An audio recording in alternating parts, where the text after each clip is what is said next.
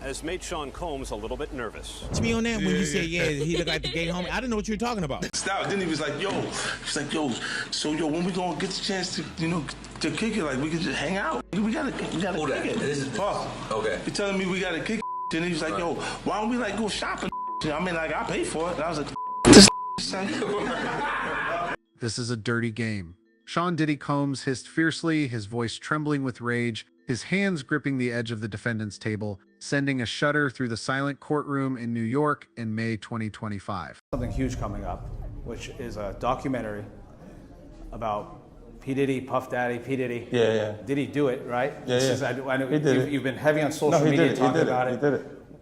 Just minutes earlier, Diddy had entered with a facade of confidence, his icy gaze masking the loneliness of having not a single family member by his side. Not one of Diddy's relatives showed up, not even his adopted son, once his pride and joy, leaving him to face the shadows of his past alone. Who could have imagined that the music mogul, once seen as invincible, would be pushed to the brink of collapse, not by the FBI, not by the victims who spoke out, but by an old enemy who never relents, 50 Cent. Go out to the prison and will you visit him just for funsies? I don't know. Look, because you think that right now he can feel like I'm his enemy. Wait, what? Yeah. Why would you feel that way? And it wasn't through a recording, something that had already set headlines ablaze, but through an abstract painting with blood-red streaks and faint symbols, once hung in Diddy's mansion, that left the entire courtroom stunned. The painting, valued at $21.1 million, was unveiled by 50 Cent with the caption, "Real art speaks for itself," hinting at secrets from Diddy's infamous parties, attended by those closest to him. That day's hearing was initially seen as a routine legal procedure in Diddy's ongoing series of cases. Those present, from reporters to spectators, expected to witness a composed Diddy, shielded by his high-priced legal team, effortlessly navigating the prosecution's questions. But the courtroom's atmosphere turned suffocating when the plaintiff's attorney stood up, voice resolute, announcing the presentation of an unexpected piece of evidence. An abstract painting that had once hung quietly in the mansion where Diddy's family gathered, now unearthed to expose secrets that even his loved ones could not conceal. This object, according to preliminary analysis, was indirectly linked to one of Diddy's notorious white parties, with a faint inscription, "For her," hidden within the streaks of color, suggesting a connection to the mogul's adopted son, who bore the pain of losing his mother after discovering Kim Porter's diary, revealing dark secrets. No one knew exactly what it was, but the name behind this revelation sent chills through the courtroom, 50 Cent. With his unmistakable style, 50 Cent delivered a devastating blow in a way that no one, not even Diddy, could have anticipated. That moment not only shook the foundations of Diddy's empire, but also opened a dramatic new chapter, promising to unveil secrets never before exposed. I don't have a support system of or a peer group of artists that I require to do what I'm doing. I've had to be on my own from the beginning. So I don't necessarily have a responsibility to behave a certain way, according to them. In an Instagram post, 50 Cent dropped a media bombshell, an abstract painting with blood-red streaks and a faint inscription reading, "For her," once hung in Diddy's mansion, the site of his infamous white parties. His caption, "Real art speaks for itself," came with a hint: someone close decided the truth must speak. The post went viral on X with the hashtag #TheTalkingPainting, sparking speculation that someone close to Diddy, lurking in the shadows, was collaborating with 50 Cent to expose dark secrets from the white parties. Netizens dissected every detail from the inscription "RB" to a faint silhouette, turning the painting into a symbol of defiance. The painting, with its chaotic swaths of color and strange shapes, had once been regarded by the Los Angeles art scene as a symbol of unrestrained creativity. For a decade, it was merely mentioned as part of Diddy's lavish lifestyle, briefly appearing in articles about high society aesthetics. But 50 Cent, with his keen instincts, handed the painting to prosecutors, transforming it into a legal weapon. He passed it to a team of forensic image analysts who began noticing anomalies. The abstract lines seemed to carry hidden meanings, from tiny symbols to deliberately placed faint silhouettes. One expert speculated that the painting, with its RB marking and "For her" inscription, might have been created by a witness linked to Roger Bonds, someone who observed shady dealings at Diddy's white parties, though more time was needed to decode its hidden significance. Prosecutors suggested the painting hinted at witness coercion, akin to the 200 calls Diddy made, News of the painting began spreading across social media, with 50 Cent's posts implying that the truth is closing in, heightening curiosity and pressure on Diddy ahead of the trial. I got to get into the real estate in the area to be able to facilitate what happens after big events happen. You've seen some of the good things that Tyler Perry done in Atlanta, and you'll see. In a stifling courtroom, a heavy atmosphere enveloped the proceedings as Diddy's trial entered a critical phase where 50 Cent, through his legal team, unleashed the painting to reveal secrets about the white parties. Diddy appeared with a facade of confidence, his anxious gaze scanning the empty seats where not a single family member, not even his adopted son, was present amid rumors of his family fracturing over inheritance disputes. His legal team, composed of top legal minds, sat upright, ready to counter any move from the prosecution. No one expected that a surprise piece of evidence would shake Diddy's carefully crafted armor that day. The prosecutor stood, voice resolute. "We present a new piece of evidence, a work of art once publicly displayed, but potentially concealing clues about the defendant's conduct." The courtroom fell silent, and Diddy's brow furrowed slightly, his eyes darting to his lawyer as if trying to anticipate what awaited him.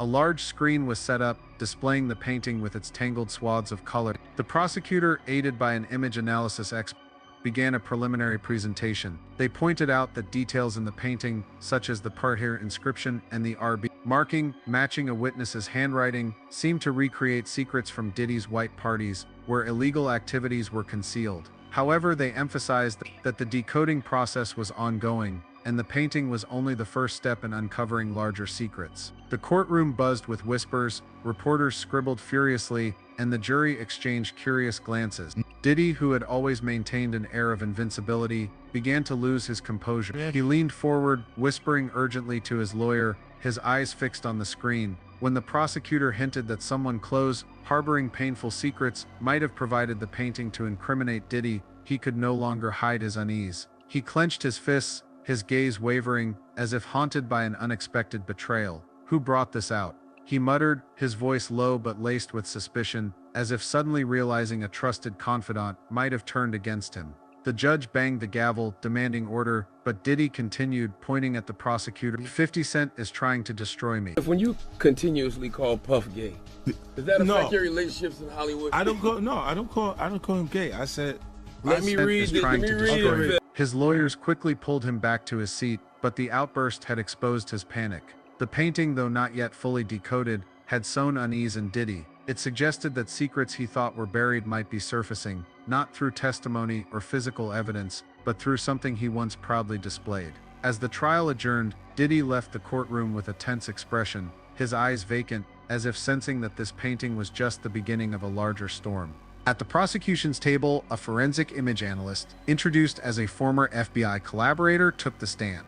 With a calm, steady voice, he decoded each detail of the painting, every word landing like a hammer blow to Diddy's confidence. A faint silhouette in the bottom left corner, its arm raised as if issuing a command, was speculated by the expert to symbolize a figure of authority, possibly the defendant himself. He emphasized, his gaze sweeping toward Diddy. A series of tiny, nearly invisible symbols, magnified on the screen, revealed a sequence of numbers matching the date of a notorious white party in 2012, where allegations of illegal conduct had once circulated in the media. A curving streak of vivid red, flowing like blood, was interpreted as a representation of violence or harm, prompting some jurors to furrow their brows. But the most shocking detail was the RB marking, which the expert speculated could be linked to Roger Bonds, a former bodyguard of Diddy's who vanished after revealing secrets about the white parties. "We believe this painting may have been created by someone who witnessed events within the defendant's circle of power, concealing secrets yet to be decoded," the expert concluded. Diddy, seated at the defendant's table, tried to maintain his composure, but his hands clenched into fists, his gold ring glinting under the courtroom lights. Sweat beaded on his forehead despite the cool air of the room. His legal team, led by a renowned female attorney nicknamed the Destroyer, immediately rose to object. With an icy voice, she demanded the judge dismiss the evidence, calling the painting a legal farce. "This is merely a piece of art, Your Honor," she declared, pointing at the screen. "There is no concrete evidence linking this painting to any illegal activity. The prosecution is deliberately misleading the jury with baseless speculation." Another lawyer added, his deep voice laced with defiance. Absolutely, and I'm sure the judge really looked into that because although we know that these are allegations, there's been no evidentiary hearing as to whether or not these actually rise to the level of obstruction. Just the idea that he is not even following the rules that are enlisted by the prison is already a sign to the judge that he may not follow any conditions that are set forth. And so those type of allegations, whether or not there's been an evidentiary hearing, just speaks to the actions of the individual while incarcerated. The RD marking could refer to anyone, an artist, a designer, or just a random detail. The prosecution has no direct witness to substantiate these allegations. The judge, a middle-aged man with a stern face, banged his gavel to restore order, his sharp eyes scanning both sides. "I will review the admissibility of this evidence," he declared, but the prosecution may continue its presentation. The prosecution remained unfazed. They played a video clip from a 2014 television program where a camera panned across the living room of Diddy's mansion, the painting prominently displayed on the wall. Diddy himself, with a radiant smile, had spoken to the camera, "This piece is my memory. It tells the story of my journey." Those words, once a boast, now became a devastating blow. The prosecutor turned to the jury, emphasizing the defendant didn't just know about the painting. He commissioned it, took pride in it, and now it's turning against him. The courtroom held its breath, all eyes fixed on Diddy. He could no longer maintain his calm. His hands trembled and he shot to his feet, the wooden chair crashing backward with a loud thud, interrupting the presentation. "This is a fake," he shouted, his voice breaking, echoing through the room. "This painting isn't real. You're trying to smear me." His face flushed red, deep lines etched across his forehead, his eyes blazing with panic. He slammed his hand on the table, the sharp sound startling a juror. "This is 50 Cent's doing. He wants to destroy me," he roared, pointing at the prosecutor. Diddy's lawyers hurriedly stood, trying to pull him back to his seat. "Sean, calm down," one whispered urgently. But Diddy ignored them. He continued, his voice shaking, "I didn't do anything wrong. That painting is just art, not evidence." The judge banged his gavel repeatedly, his voice stern. "Mr. Combs, I demand you maintain order or I will be forced to take stronger measures." Diddy, panting heavily, reluctantly sat down, but his eyes flickered, as if searching for an escape. Reporters in the back row typed frantically on their laptops, knowing this moment would make headlines. The jury, from middle-aged to younger members, looked at Diddy with a mix of curiosity and suspicion, as if witnessing the collapse of a once mighty statue. As the light from the courtroom windows faded, the judge's gavel still echoed, but the audience's attention drifted from the abstract painting and Sean Diddy Combs' outburst. A quiet question permeated the stifling air: who had delivered the painting to 50 Cent and why? The prosecutor, with a measured voice, planted a seed of doubt as they concluded their presentation. This evidence didn't come from a distant enemy, it came from someone who once called the defendant family. Those words, like a bolt of light piercing the darkness, drew every gaze to the empty seats behind Diddy, where not a single relative was present.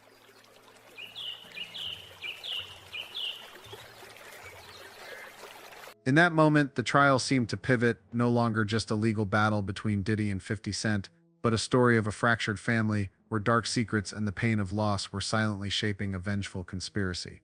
In the shadows of suspicion, the name Justin Combs, Diddy's adopted son, quietly emerged, not through testimony or the spotlight, but through painful memories of his mother, Kim Porter, and a profound motive to make the man who caused his mother's suffering pay, no matter the cost. In a luxurious apartment tucked away in the heart of the city, neon lights cast a dim glow on glass walls as Justin Combs sat silently, his somber eyes fixed on the vibrant skyline. At 31, Justin was the epitome of glamour, cutting-edge style, a regular presence at lavish events, and a seemingly perfect life under the shadow of his adoptive father Diddy. But beneath that facade, he carried an unhealed wound, the pain of losing his mother, Kim Porter, the woman who had been the center of his world. Kim, a talented model and actress, was not only Diddy's longtime partner, but also Justin's emotional anchor. She tirelessly raised him, always smiling despite the pressures of life, beside a music mogul.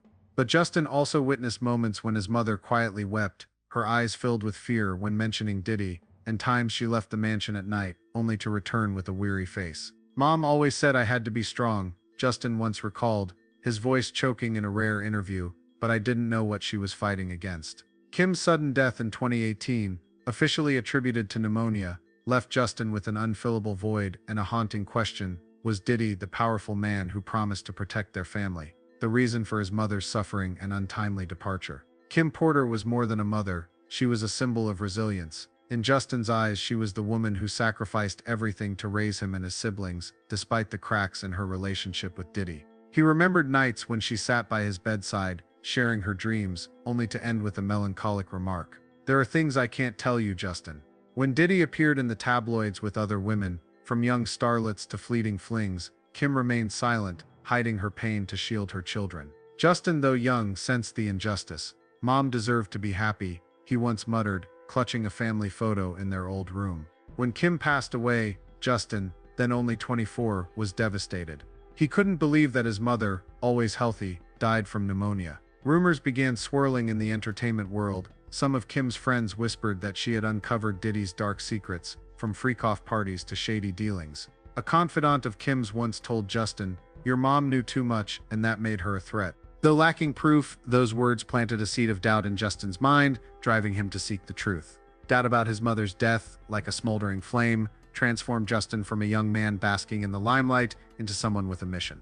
He began sifting through his mother's keepsakes, from old letters to diaries Kim left in their Los Angeles room.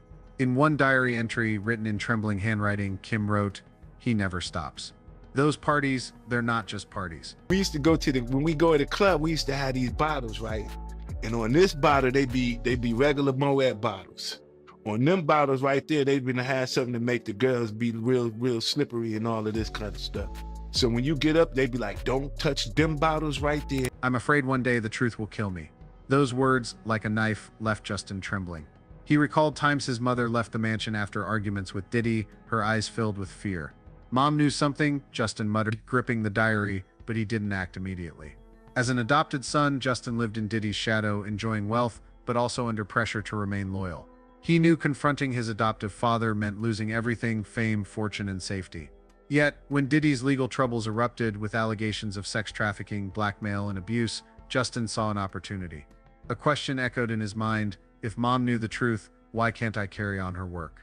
That question led Justin to a bold decision to secretly collaborate with one of Diddy's enemies, none other than 50 Cent. But Justin didn't step into the spotlight. He chose to operate in the shadows, providing clues only someone close could know, allowing 50 Cent, with his influence and audacity, to bring the truth to light. A small but crucial detail emerged when investigators analyzed the painting 50 Cent introduced at the trial. There are B. Marking on the painting, believed to be linked to Roger Bonds, Diddy's former bodyguard, matched the code of an old safe in Diddy's studio. From that safe, a small box containing a hard drive full of documents and footage was anonymously sent to 50 Cent's office. The prosecution, without revealing the source, emphasized that the box came from someone with a deeply personal connection to the defendant. A message on the hard drive, written in shaky handwriting, bore the phrase, "For her," sending chills through the courtroom audience. Who wrote that phrase, and why did it echo Kim's diary? Speculation spread on X with the hashtag #TheTalkingPainting, suggesting the box's provider could be a member of Diddy's family, driven by grief and a motive unrelated to wealth. The box became the case's centerpiece, not only for its contents, but for the story behind it. The prosecution revealed that the hard drive contained evidence of Diddy using shell companies to fund freak-off parties, along with threatening messages sent to victims, including Cassie Ventura, Diddy's former girlfriend.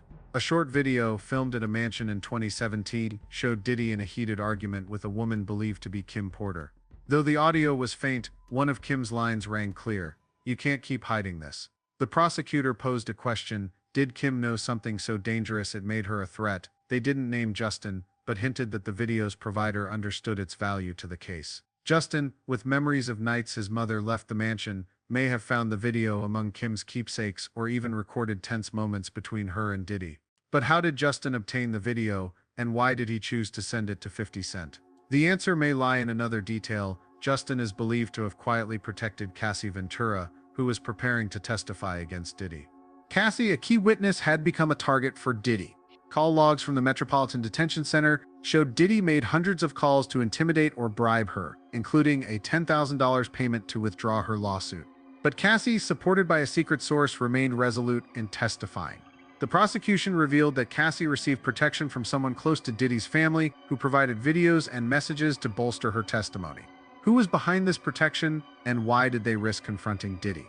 Some sources speculated that Justin, bearing the pain of watching his mother suffer, contacted Cassie through an intermediary, supplying evidence to ensure her safety. A message on the hard drive reading "Let her tell the truth" was believed to refer to Cassie, fueling suspicions that Justin was quietly aiding from the shadows. But was Justin doing this for Cassie or for his mother? The answer may lie in his love for Kim, who was once Cassie's close friend before her passing. While 50 Cent took center stage in the media, publicizing the box and painting with provocative Instagram posts, Justin chose silence. He didn't appear at the trial, respond to interviews, or engage with ex-posts speculating about his role. But that silence, in many eyes, was a powerful statement. Why didn't Justin speak out if he was innocent? Some believed he was waiting for the right moment, when the evidence became undeniable. Others thought Justin, with a heart full of grief, sought neither fame nor attention. He only wanted Diddy to pay.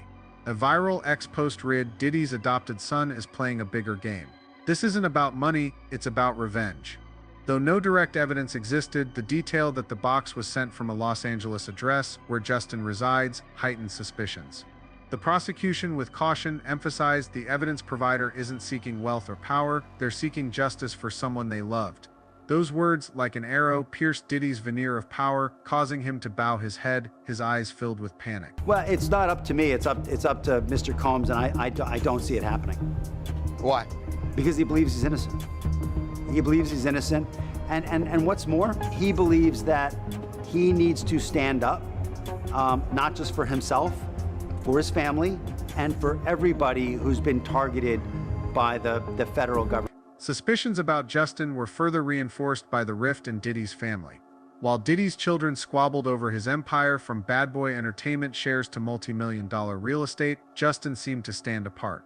A close source revealed that Justin refused to join family meetings about inheritance, angering his siblings. "Justin doesn't care about money," the source said. "He only talks about his mom." Why did Justin reject wealth when he could easily claim a share? The answer may lie in his motive not to seize Diddy's empire, but to dismantle it as retribution for the years his mother suffered. Kim's diary, with its entries about dangerous parties and betrayal, may have spurred Justin to act. But how did he find the diary, and why choose 50 Cent as an ally? One theory is that Justin, through an intermediary, contacted 50 Cent knowing he was Diddy's unrelenting enemy, bold enough to publicize evidence. The covert collaboration between Justin and 50 Cent, though speculative, created a gripping narrative. 50 Cent, with a history of clashing with Diddy, didn't hesitate to use the box to topple his rival. But he was careful not to reveal the source, posting only vague hints on Instagram. Someone decided the truth needs to speak. Why didn't 50 Cent disclose the provider's identity if he knew it was Justin? Some believed he was protecting Justin, allowing him to continue operating in the shadows. Others thought 50 Cent kept the mystery to amplify media intrigue. Whatever the reason, the box shook the case, leaving Diddy's legal team cornered. They tried to argue the hard drive's documents were fabricated, but the prosecution countered with evidence that the messages matched Diddy's call history. But who could access that history if not someone close? That question, hanging in the courtroom, made Diddy's gaze waver, as if he suspected his own family. In this context, Roger Bonds, Diddy's former bodyguard, became a crucial piece of the puzzle. Bonds, who had supported Cassie and publicly opposed Diddy, vanished from social media after receiving threats. The prosecution speculated that the RB marking on the painting could be Bonds' handwriting, who had documented freak-off party details before disappearing. But how did the marking end up on the painting, and who delivered it to 50 Cent? One theory is that Justin, with access to Diddy's old studio, found Bonds' notes, possibly kept by Kim as a safeguard. But why did Kim keep those notes, and why did Justin act now? The answer may lie in his pain. Witnessing his mother live in fear, betrayed by the man she loved, Justin resolved to carry on her legacy, using evidence to shatter Diddy's wall of silence. As the trial recessed, the image of Diddy leaving the courtroom, shoulders slumped and eyes vacant, became a symbol of a crumbling empire. But the real story lay in what he didn't see: a loved one, bearing the pain of losing a mother, silently rewriting his fate. Justin, though absent, seemed present in every case detail, from her inscription on the painting to the message on the heart. Was Justin truly behind it all, or merely a pawn in 50 Cent's game? That question, spreading across X with thousands of posts, sowed doubts about a fractured family where love and betrayal intertwined. As city lights twinkled outside Justin's apartment, he sat quietly, clutching his mother's photo as if whispering, "Mom, I did the right thing." And somewhere 50 Cent with a triumphant smile knew that truth, like art, always finds a way to speak.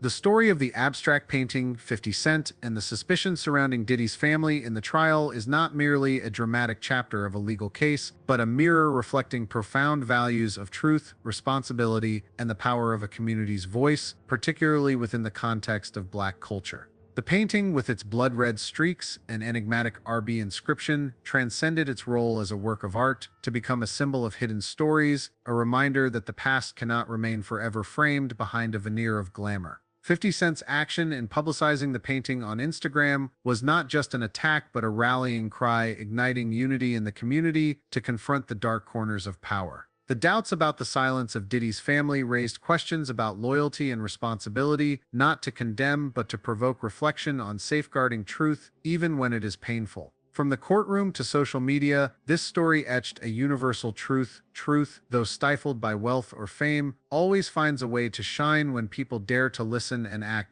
The perspective of this story lies not in judging an individual, but in celebrating the strength of the Black community in using art, media, and courage to reclaim their voice. The #the talking painting was not just an online phenomenon, but a banner for those once forced into silence, from the victims in the case to those who have fought for justice throughout history. It serves as a reminder that Black culture, with its rich legacy of resilience, always finds ways to transform pain into strength, much like the red streaks on the painting narrate a story of survival. A Black journalist's commentary resonates: "We don't just tell our story, we paint it, and every stroke is a declaration." This story also underscores that responsibility lies not only with those who commit wrongs, but also with those who choose silence, whether family or associates, setting a new standard for loyalty to truth above all. Yet the story does not stop at praising courage. It invites us to look deeper within ourselves, at the paintings in our own lives, memories, secrets, or choices we hang up to conceal.